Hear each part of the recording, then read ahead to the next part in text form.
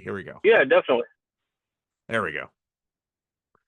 Well, Yeah, the sharing thing we'll have to cross that bridge later. But yeah, recording is good. that's fine. That's fine. Well, you look like you're in a truck or at work or something. So, but That's fair, right. I'm in a work truck. my content lends itself to listening while driving. So, Yeah, I'm not driving. I'm just sitting here. well, that's good. Um, Well, tell me a little bit about yeah. yourself. So okay, where would you? I kind of thought about this once I pressed, start the meeting. I thought I don't really have anything to say, so Paul's going to have to guide me on this. Well, tell me about the home you grew up in.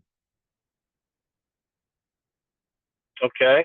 So I'm from Kentucky. Um, I guess to describe the home, I'd have to describe my parents and their background. So they met in college. My dad is from a nominally Catholic background, but nominal at best. Pretty rough family, actually. A lot of premature dying on that side with drug overdoses, etc. My mom is from a much more conservative um, background. I think in college, I believe, is when she sort of went from a nominal faith, Protestant faith, to being really all in on it, probably by the influence of her older sister. My mom is the second of six girls, and she sort of converted my dad, I guess, as a precondition to their marriage. Um, so I am the youngest of four, and my dad probably had a factory job for most of our upbringing. He wasn't very present, and that might be an understatement. Hmm. Um, I found out later, whenever he left, eventually he left. I think he kind of had some affairs in the background, which he had been repentant of. And then eventually he wasn't repentant and it just took off. So I was probably in eighth grade at that time. Wow. Yeah, that was a big hit. I mean, if all of that didn't play out the way it had, I wouldn't have come across Peterson and I wouldn't be talking to you right now. That's for Yeah. Yeah. sure. So, yeah, what else do you want to ask about that? Well, how do you think well, okay. So you go to high school. Well, did you go to church growing up with your mom? There you go. Yeah, so I went to a denomination you've probably heard of. They're kind of notorious for their legalism, probably, the Church of Christ. So Okay. I Yeah. went, twice on Sunday, once on Wednesday. The kind of church where I love the a cappella singing, but they seem to imply that if you weren't singing a cappella, you might be bound for hell. Um, so that was kind of the nature of that, and well, needless to say, with that kind of conditioning, we'll call it, I definitely believed that I believed, and I was maybe a little bit of a zealot, but in a way that was more superficial than I understood until around the time that Dad left, and then a series of events within the family that were equally traumatic for me at the time. Hmm. Sort of, it kind of shattered my. It was a really deep trauma for me, is what it was. Okay. Now, part of that trauma externally was that my my personality, I would say, changed a lot at that time. Got a lot darker, maybe. Um, Around that age, I began to have some questions about whether life was worth it or not. Let's say, Yeah. and that was plainly evident to our church of probably 85 people. Um, but what happened in my experience was that from my peers at school to the elders in the church, everyone's disposition toward me um, kind of went a little bit aloof around that time, which you would expect from your middle school peers. I didn't, but you would now in hindsight. But I didn't expect it from the church family. So that was really disillusioning for me. Mm. And ultimately, that led to me, by the time I was probably 17, I think, is when I got a letter, like an excommunication style letter from the elders there, which amounted to not much more than I had kind of been skipping out on church service too frequently. So I basically got written off by them at the time, which of course was probably the opposite of what I needed. So I know we have a time limit here, so to sort of fast forward past all that, we can go back to that part of my life if you want. But I had developed an interest in songwriting, playing music, playing guitar, singing, and of course other interests that would come with teenage rebellion. So a lot of pot in a lot of those circles, and I wound up moving to Nashville at a young age, and I went really deeply into the spiritual but not religious kind of perspective, really deep, which happened actually with some sort of bizarre mystical experiences that occurred around the time of my family life first falling apart. And then that led into a really deep and earnest interest in Taoism, and then I would get into aspects of Hinduism and a lot of meditative stuff, which of course entailed some profound spiritual experiences in that state. So that was my 20s, basically. I got married in my 20s. Wow. I would call that a nominal marriage. My sense of what marriage is now is much different than it was at the time. At the time, it was just kind of a default into what she said she wanted, so it happened. And a few years ago, I moved around a lot. I lived in I lived in Rhode Island, Ohio, Tennessee, Florida, etc. And just kind of my wandering. And I was in Florida a few years ago, right before COVID hit. And for reasons unbeknownst to me, I prayed a more of a Christian style prayer than I would have before that. I specifically became really fixated on revisiting the idea of Jesus as a literal truth. And I prayed specifically about Jesus, kind of as if to say, if you'll show me that this is true, then I'll follow you, basically. Yep.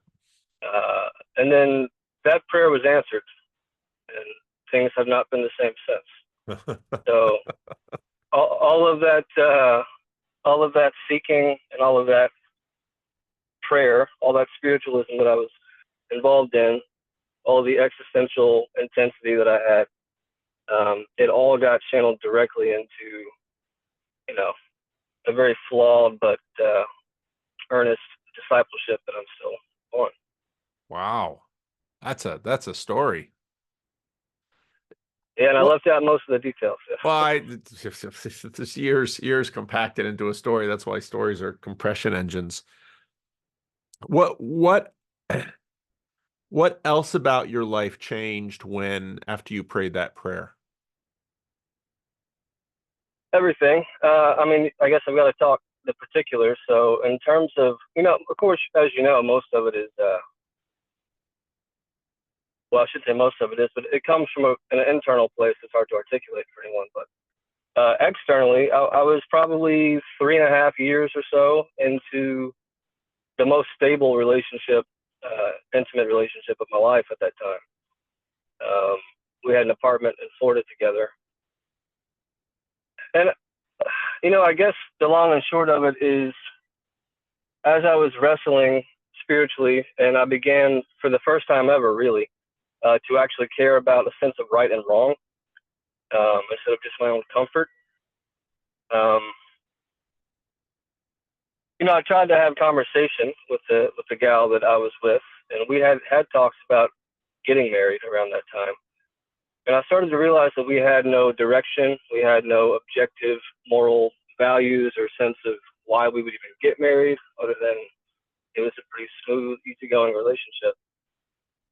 And I don't even know how this sounds, but I began to to my surprise, feel really convicted about how wrong it was for us to be living together out of wedlock. And, that's not really as legalistic or surface level as it sounds. It was just kind of a deeper conviction that what we were doing wasn't true, if I can say that. It Yeah. wasn't intentional. It wasn't, we didn't answer to anything higher. It was just, we were just appeasing ourselves.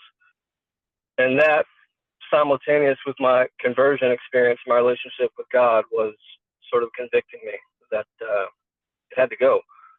So How did I she tried respond to, to that?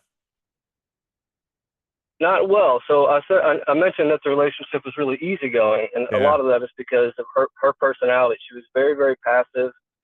Um, wasn't much of a communicator, just really laid back. And at that time, I finally found out that that wasn't necessarily only a positive trait.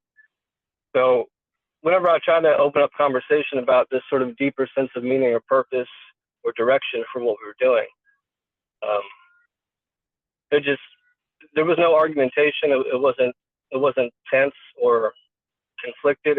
There was just nothing there. Um, so I don't know. I felt that I had to leave, which was tough for me because at the time I had nowhere to go. I'd gotten myself into a situation. I essentially followed her career to Florida is what I did basically. And um, I was for the first time kind of waking up out of the stupor I'd been in since I was a teenager. Wow. Um, Credit to God for that because I didn't realize I was sleepwalking, but I was. And kind of started trying to follow the Peterson admonitions to kind of get it together. But I was basically flat broke and I had nowhere to go. So I went to Arkansas because that's where my sister is with her family. And that was, humiliating. And I slept in this spare bedroom, and it was a short-term thing. I tried to start a lawn care company down there. Well, I did actually. We have a great relationship, but at the time, some things came up where it wasn't really going to be a long-term fit for any of us. So then I wind up in Kentucky on a friend's couch. And all of this, mind you, this is me coming into my own as a man in his younger 30s. So I really felt like what I was experiencing as the consequence of trying to do the right thing and follow Christ, really, which is where it was coming from. Externally, it felt like I was only being punished for that, basically, because I didn't really have anywhere to belong anymore because I Here cut you do ties the with the right one. thing and everything gets worse. Yeah, yeah, and we all hear the testimonies where it kind of goes the other way and people Yeah. become wealthier and happy and all that. But yeah, it was tough. But of course, I'm still living out that story. Things have stabilized, and in some ways they haven't. But as you understand as a pastor, the goal has simply been to not compromise on the truth any more than my fleshly fallen self is probably bound to anyway. But in the more fundamental choices in terms of what I do and why and what informs the nature of the relationships that I'm in, I'm trying to follow the Lord basically. Wow, that's a powerful story. What's Yeah. so you're working a job now? Are you in a relationship? Are you alone? Yeah. So I'm working a job, which um, I was right there on the edge of moving to Nashville or staying in Kentucky. And I've been in contact with this Orthodox priest that was like my gateway back into Christianity, Christianity proper, as far as the organized religion side of it. And I prayed with him on the phone about kind of that fork in the road, what should happen. And right when we get off the phone, I got a text message from an old friend I hadn't heard from in years, and she was basically offering me this job that I have. So that was a little over 3 years ago. So I'm here, and this is its own saga. But I was in a relationship for a solid 2.5 years that came about in a way that was very unexpected. I wasn't looking for it per se, but I had been in prayer about something that seemed to very much parallel with this relationship and this girl. She was a little more woke adjacent at the time that I met her. And I felt it was weird for me to be a Christian. That was all very strange to me still. And it was even weirder for me to enter into a relationship and do my best. I wasn't perfect, but I did my best to try to lead with the gospel, to try to lead with the truth, and to try to say, look, if we're going to do this, I want it to kind of have the telos. I want it to be something pertaining to marriage, and we'll have to learn together kind of what that's all about and why we would even be in each other's lives as a romantic couple. So that was a long saga with a lot of really, really intense ups and downs. Again, with the intensity exacerbated by the fact that I'm feeling this existential pressure because now I'm a man who's woken up and I'm in my late 30s, and it's like I've got a lot of catching up to do. So I would like to not just sort of fool around with various females in a way that I probably would have in my 20s. Yeah. So if I weren't currently in a bit of a dark chapter in terms of processing some of that fallout, because it ultimately didn't result in marriage, and in a word, that would be because she ultimately wasn't quite ready herself. Now she's 25, and even newer to sort of the attempt at a Christian walk than I am. So it's understandable. And I'm not a man of, as you can probably tell by the work fan or the attire, I don't know, but I'm not a man of high status. And it's hard in this world, I think, more than ever, probably economically for a lot of us. So Yeah. she had her reasons for being a little bit lukewarm, I think, which it's a strange paradox to contend with, because you've got the apparent depth and profundity of your relationship and your history and your chemistry and all this, but then you've got certain boxes that you kind of want to have checked regardless of all that sentimentality. So Right. There's certain realities that are there for both of you. Yeah. So anyway, so that's currently not a thing. And, I tried my best not to make it an idol, right? But also part of my conversion, my post-conversion life has been, for the first time ever, I was genuinely interested in marriage. I genuinely feel cold, for what it's worth, to be a father. And I think in some sense, and this might be laughable in a way, but in some sense, I think I'm uniquely equipped to be a good father based on I've had 15 years plus to study all the ways not to do it based on my dad. Yeah. And I just don't think there's a more, I think that's true.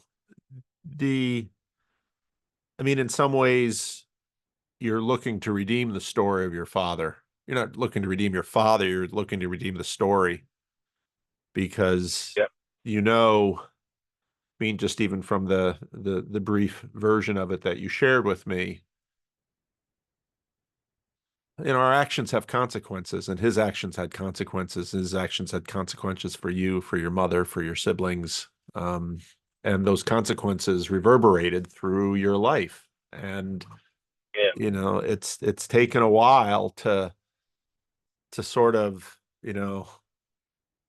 get steady and get in a good place and get your head in the game and figure out. And you've done all that now. So you're ready to sort of say, okay, time to begin. But you're beginning in your late 30s instead of your 20s. And that's harder. Yeah, it's been a lot harder. But yeah, what can you do? So maybe I thought somewhere on this Zoom call you could, I've been following you for years on and off. And I know you've had conversations like these with a lot of people and seen people in my position, and hopefully I can glean some wisdom, some course correction words from you on this Well, it call. sounds like you've already done a lot of the course correcting. Yeah, well, I'm trying. Yeah, I bought a house, which felt like a feat, but it was a. I'll spare you the details, but it was a calculated risk. It's not a flattering home to walk into. As a matter of fact, it's so unflattering. I live in a camper adjacent to the house, while it's basically, So it's basically it's a work site. It's the second job site that I have every day, and of course, as money allows, I can sort of gradually bring it up to a place where you might call it a home. But the idea behind that was, the studio apartment in the city wasn't really going to facilitate a family. Yeah. I lived with my cousin for a while to try to save some money and prepare myself to be able to get a house, and that wasn't going to be a very good place for a family. So I thought if I get a house, I'm doing my due diligence to set the stage for me and, at the time, this girl I was dating, to start a family. And of course, now I find myself in the dead of winter by myself in a camper, and it kind of feels like the momentum I was trying to build is a bit of a mockery. It feels, now that's a little bit maybe too woe is me and subjective, but that is something I grapple with actively right now. Um, but I couldn't even be persisting in it if it weren't for the sort of intervention of God in my life a few years ago. So Yeah. Now you mentioned an Orthodox priest. Are you going to an Orthodox church, or what's your church life like? yeah, so I'm pretty sure that probably came from Pajot. Somewhere in the little triangle was like Peterson and Pajot and you, I think, for a while were my mainstays. And so through Pajot, I think I was introduced to Orthodoxy. Um, Started reading some stuff, Palamas and beyond, and it really represented something that the kind of church I was in was sorely lacking, which essentially is a acknowledgement of and an embrace of the mystery and the beauty, um, and that was important for me. So I'm ashamed to admit, kind of, that so the Christ came first. My sort of identity as a Christian came with that. But then my relationship to what I guess I can call churchianity, that has been a little more strenuous Yeah. and spotty. Yeah. And, I've gone to some liturgies. I've gone with my cousin to some Catholic Mass. I've gone to a whole different array of Protestant evangelical churches. And I continue to, and I have been maybe a little bit of paralysis by analysis, but I've been doing a lot of research. That's what you do. You try to learn all the different nuances of theology and what separates the different denominations, so you can try to make a good choice. Because again, the idea would be that I can commit to it. It can represent stability in my life and be something that, again, I'm offering essentially as the head of a home, should God ever will that for me. I'm offering that to my family. So I want to take the choice very seriously about, placing membership in the congregation. And so all that to say, I don't currently have a congregation. It's still a weekly thing where and I've heard you say it and I agree with it. At least I think I agree with it. This sort of consumerist approach to which church you join is maybe a little overplayed and not the best path. But I also think it's of consequence. Yeah. And ultimately, I've weeded out the Orthodox and the Catholic from my options, regrettably, because frankly, I just cannot profess to believe in the way that they do regarding the Eucharist. And it's really important for me to be authentic and really be able to believe in what I'm doing, especially in the context of being in a church service. So that kind of whittles it down to Protestantism, which doesn't really whittle it down that far. So Well, in Kentucky, where there are I'm at right probably now. more choices. Right, that's probably true. Yeah. Lately, I've kind of been delving into some of the high church stuff, or I don't know if I'm using that word correctly, with regard to Anglicans and Lutherans. Trying to find that middle ground where there's still some like liturgical sense of reverence in the building, as opposed to just like pop rock music and yoga pants or whatever. So I'm trying to figure that out. Oh, God bless you. God bless you. God bless you. Thanks. I totally no, I totally get it. I totally get it. I totally get it. And Yeah, it's tough, man, but it's, but God's been, I mean, God's been clearly working in your life. for sure. And it has been, I mean, I I don't know, maybe I'm always, if everything just flows too quickly and too smoothly, I'm always a little suspicious because Right. generally speaking, it's not how it goes. There'll be a moment where things sort of click and then you get on a right track and then you'll get going, and then just your story with the house is so true where, all right, well, let's get this house.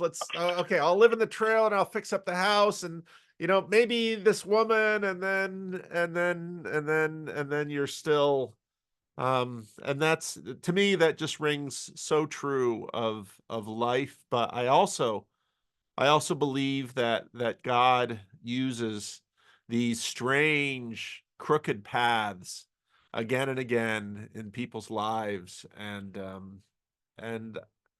I, I think, yeah, I'll just, because again, I think the goal. I mean, it's a beautiful goal, a house and a family, and it's a beautiful goal, and it's something worthy to aspire to. And maybe God will give it to you. Who knows? And I hope that, I wish that for you. But the part of the main thing that he's building is, of course, you, and Yeah. the perfection of your soul, and the fullness of your story. And he's already given you an interesting story, not necessarily an easy one, but an interesting one. And what you build along the way is wisdom. And it seems that the first few decades of your life are about having to learn wisdom, and then the last decades of your life are probably sharing whatever you've learned with those who are coming up Yeah, after you. So, um, I hope so. Yeah, it's funny you mentioned that. I actually had this thought today. It haunts me a little bit. It's silly, but 'cause it was just a funny thing to say. But when I was probably 6 or 7. Um, I remember walking out of the church, and my preacher greeted me, and he was kind of asking me what my favorite book of the Bible was. And I remember saying to him, Proverbs, and I said I'm a big fan of wisdom, and mm, he kind of chuckled at me because I don't know what I was talking about. I had some sense of that being a value, and likewise, I've always had a really it might have been my grandpa's presence or something, but I've always had a real affinity for the elderly. mm, Um, and so somewhere on that spectrum, I guess, yeah, there's a bit of a wisdom calling in my, or at least emphasis in my approach. But that's only a reflection of how foolish I've been, probably. So I probably need mm. it more than most. Well, there's a funny dynamic with wisdom that, in a certain way, only the foolish can gain a certain kind of wisdom. It's, Yeah, you have to have been foolish to understand the value of wisdom often. And, yeah, there's another funny thing in life, which is that if you live long enough, you will have been old longer than you will have been young. And you don't really realize that until you get up in years. And so now I turned 60 this year, and I pastor a church with a mm, bunch of 80 and now 90-year-olds. And you begin to realize, if I live to 90, I'll have another 30 years. I mean, I think back to when I turned 30. That seems like a lifetime ago. I mean, I've yeah, had, let's see, how old was I when I had my second kid? He was 94. So when I turned 30, I had one kid and one wife, and I had been married 5 years. And now I have five kids and one wife. And I will have been married 30, and I've been married 35 years. And so mm, if I live to 90, Oh, Lord willing, grandchildren. And this YouTube thing, this big turn in my life that happened. This happened at 55. So no, life is a very strange thing because those early decades when you don't know anything and you really can't know anything, they're so chock full of both potential and um and consequence. I mean, the decisions you make in Yeah, your 20s and the decisions that are made by your parents when you're little, those are hugely consequential. And you have yeah, very little control over them. And yeah, and yet they set the pattern and they set so much for so much of what happens later in life. Life is a very strange thing. yeah. And I think the gravity of what you're saying, again, not to make an idol of it, but I listened to your first conversation with Grim Grizz, and man, that was a great conversation. You touched on a lot of things, and somewhere in there, I've lost the thread now, but somewhere in there, it was a reminder of how significant it is for fathers to influence their children for the better, including what he talked about. He brought up, people getting all worked up about the next presidential election, but there's no real sense of embodied civic duty, and men in churches being sort of encouraged necessarily to be involved in their local communities. And of Yeah, course, that starts at the home, yeah, and everything you're saying, and all the consequences. And I'm saying this, from experience, as we all can, I guess. But man, your dad has a lot to do with it, and your dad's dad. I can look back at my dad and my dad's dad, and what I've heard about the father before him, and that tells me to not be surprised about anything that happened in my life, really. yeah, Um, yeah. and I can look at just the lesser influence that my mom's dad had on us, and the majority of this might be an overstatement, but I think the majority of the redemptive qualities that we have and choices that we've made and values that we hold are mostly a credit to him, being present for his six daughters and being, you know, a strong but also supportive and loving masculine figure in their life. And this is all spoken about ad nauseum, but it's something that I couldn't feel as passionate about God or Jesus if I didn't sense in them uh, an importance, like a really, really important model for what it means to be a father, basically. Um, so, yeah. I think that's so true. It's so true. Reality is also life is also funny in that things like fatherhood. I mean, when you talk about them, you almost fear just you know falling into cliche, but at the same time, Yeah. it's really hard to. So on the one of the videos, I released two videos this morning. One of the videos I released about the Christian Reformed Church, I played a long Mm-hmm. segment of a synod interview with Matthew Tuninga. And part of what I really loved about that was he talked about his family name was kind of notorious in the Christian Reformed Church, the way his grandfather and his father left the denomination, and then he comes back into it. But um fatherhood is and this takes nothing away from motherhood, because I mean we could go on that No. too, Yeah. but Yeah. again, in Yeah. terms of for men, I mean, because we will have a chance to perhaps embody fatherhood and take our crack at it in the way that we won't with motherhood. It's reality. Right. And it's so weighty and so consequential, yet it's also so for me, I've seen men and fathers who are very intentional, and I've always admired that. They're very intentional and they're very explicit. But yeah, that's not at all how I saw my father or my grandfather. They seemed far more Mm-hmm. implicit, um, Mm. and far less intentional. Yet, the older I get, the more I see that Um, even though perhaps they weren't terribly aware of a number of things, yet these first drafts that had been written into them by the generations of fathers, there's not a, as far as I can tell, there's not a divorce in terms of my family going, in terms of, say, my lineage, my father to grandfather to great. I can't find a divorce going back 6, 7 generations. Yeah.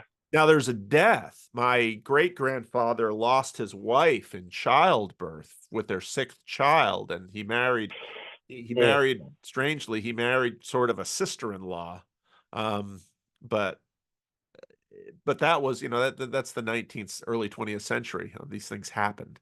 But there wasn't a divorce. And, part of what we're wrestling with is this, the painful legacy of broken marriages. Something Hmm. something Yep. happens. I mean, how how many of these conversations do I have where this comes up? I mean, it's Yeah. very unusual that it doesn't. Yeah. Yeah. You know, a little bit of a sidetrack, but I wanted to ask you about this. I think it's related to this. To me, it is in terms of spiritual trends that we're experiencing as a people. But you mentioned in your talk with Griswold there, C.S. Lewis cosmology, which I'm not. I love C.S. Lewis. I'm not familiar with that, but you were specifically pointing out this notion that like our plane of existence here is really just one level up from some pretty deep and dark stuff. Um, so I don't know if you kind of see a connection there and why I'm trying to bring that out right now, but Can you say a little um, bit more about your description of it? Because I'm not quite tracking with you. um, well, I'm trying to remember exactly the context in which you all discussed it, but the point that you are making and bringing it up is basically that our life here on Earth as humans, in the grand scheme of all the Yes.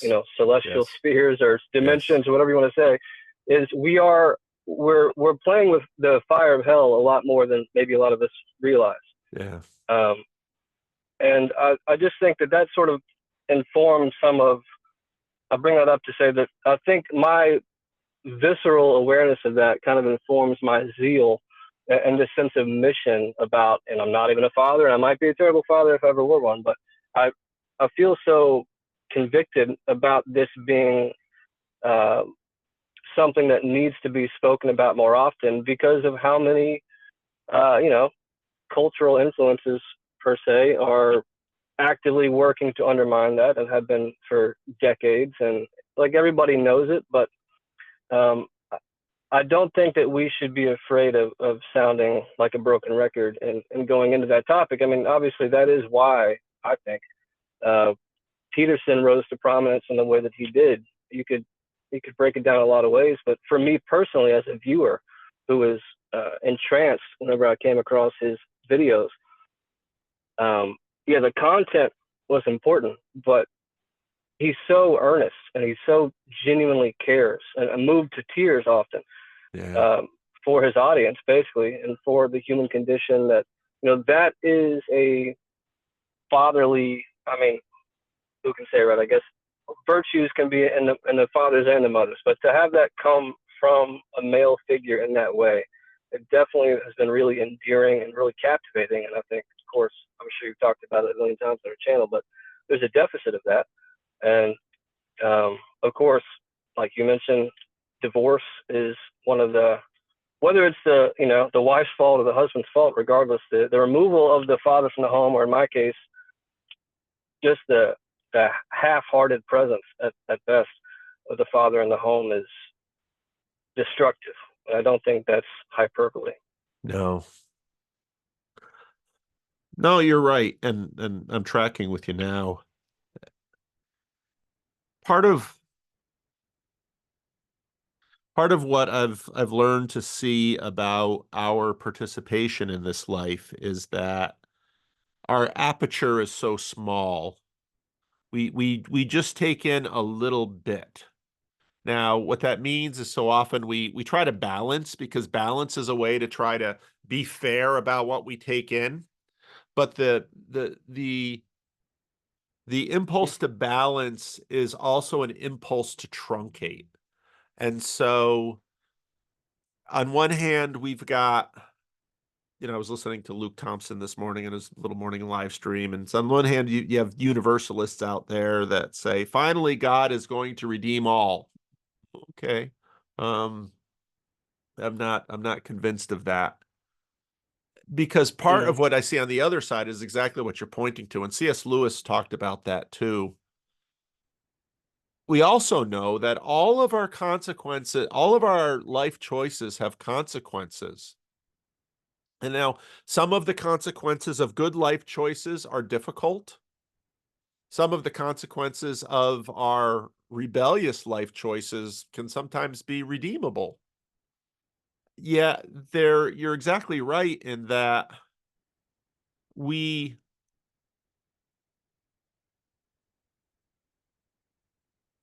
it was very interesting to me listening to Peterson when he was first talking about PTSD, that he noted that, it wasn't necessarily the what caused the deep trauma, and hence the deep disruption of people's lives in the future, wasn't so much simply witnessing uh evil and violence and chaos.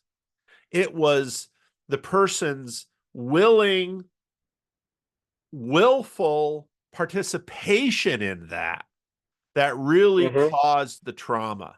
Because it's one thing to Wow. have been a victim of evil and malice, it's another thing to have been a perpetrator of it. And that realization, which is, it's this whole our whole current status, our whole current culture of celebrating victimhood is is so convenient to us, because what it does is it's an implicit declaration of innocence, Mm-hmm. when the Yep. reality is we are not that innocent. And No.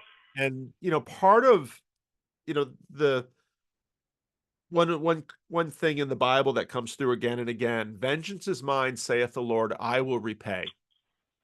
And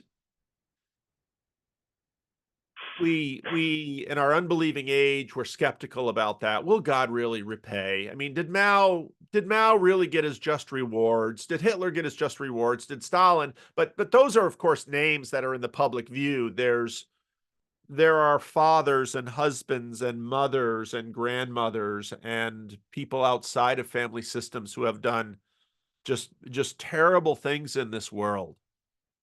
And we feel vindicated and righteous and self-righteous when we have a hand in vengeance or retribution. But that command, vengeance is Mm-hmm. mine, says the Lord, I will repay. That's to our benefit, because basically what he's saying is, I don't want you with blood on your hands. Mm-hmm.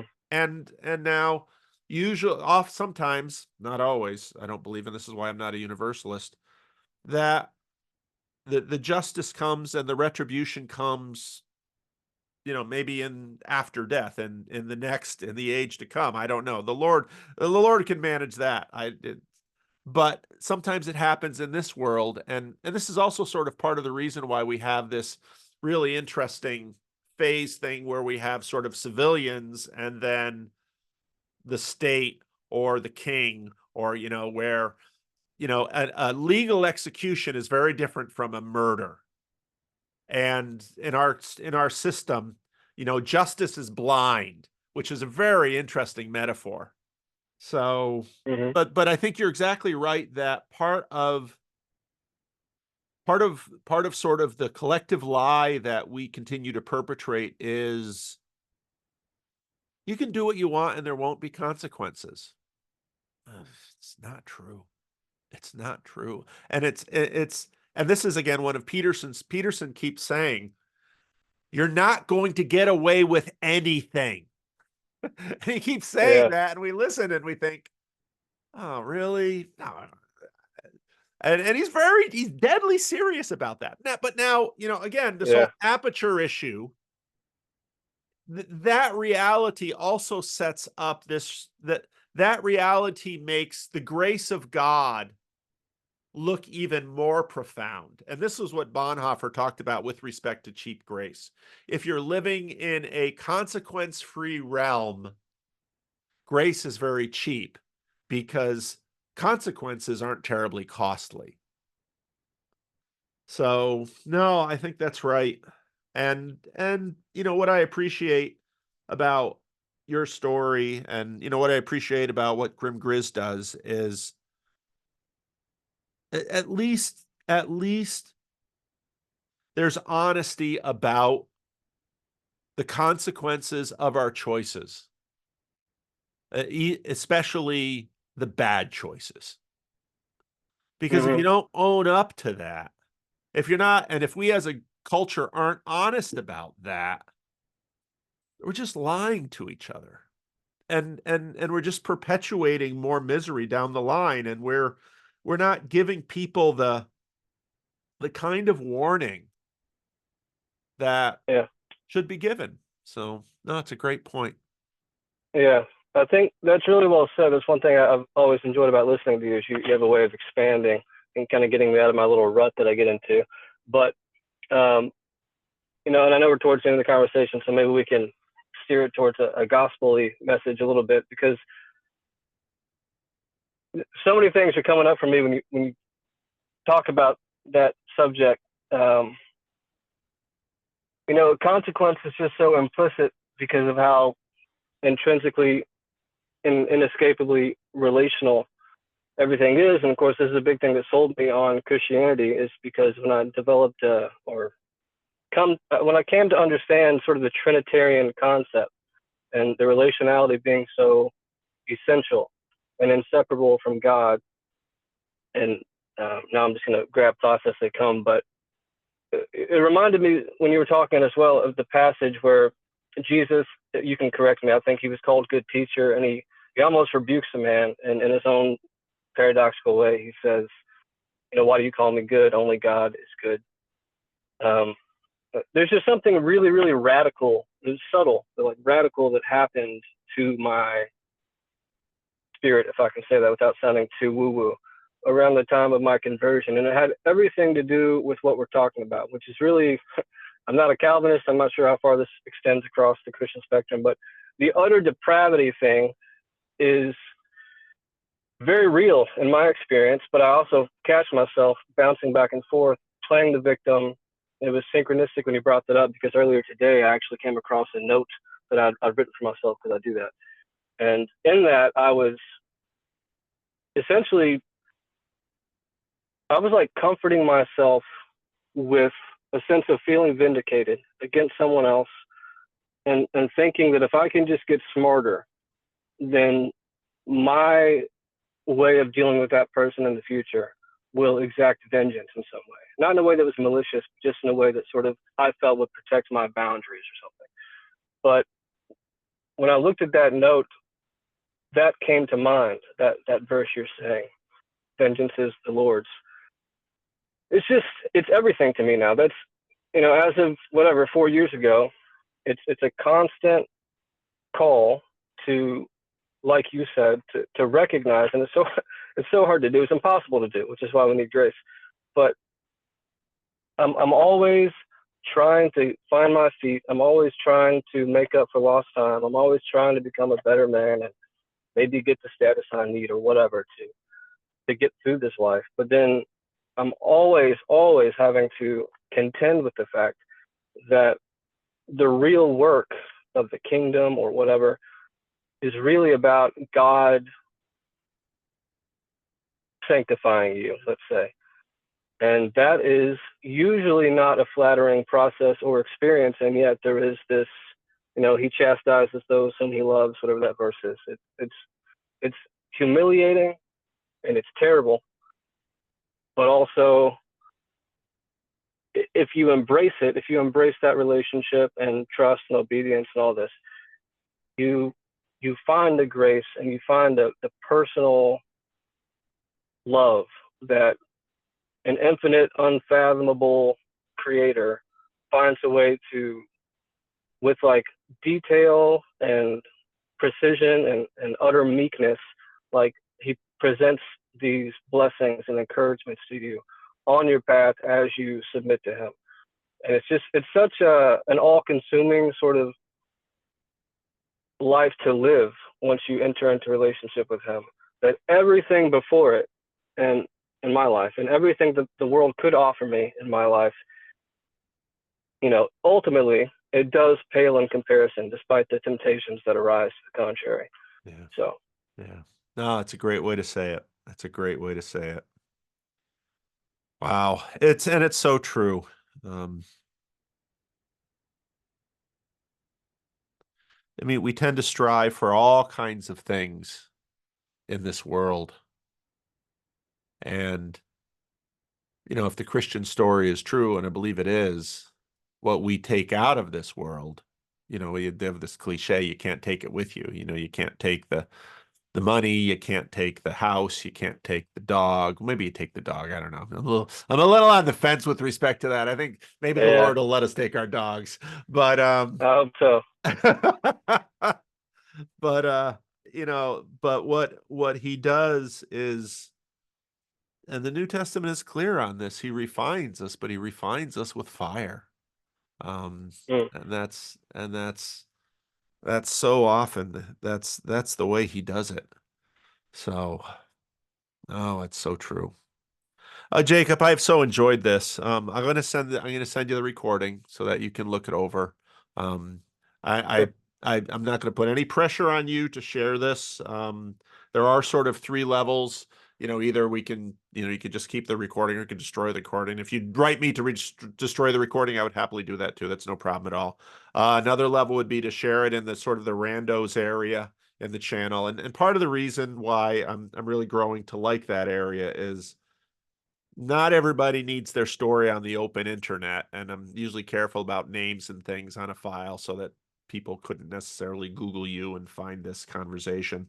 Um, or then some people would rather have their shared on the full channel, which is fine too if it's appropriate. And this one I think would be appropriate. I mean, you shared your life, but you didn't, go too badly into the private sins of Yeah, others. But yeah, I look at it tried. and think about it, because I no, and often on so Mondays I have to decide whether or not to open up slots, and part of me loves these conversations just for exactly the reasons that I've loved this conversation. It's so good to have the common reminding of Hmm. the way that God moves in our lives, and all of the complexities that are there. Um, but part of me just always, should I can I do it again today? Because part of it is also so weighty, Yeah, because yeah, yeah, it's another life. And part of what's so cool about these is like, oh man, I really really enjoyed listening to your story, and it's frustrating to know that I might only talk to you once or twice for the rest of my life. We may yeah, never meet in person. yeah. You never know, or something different could Right. happen. But I've so enjoyed this conversation. I've so enjoyed hearing your story and hearing God's grace in your story. And I pray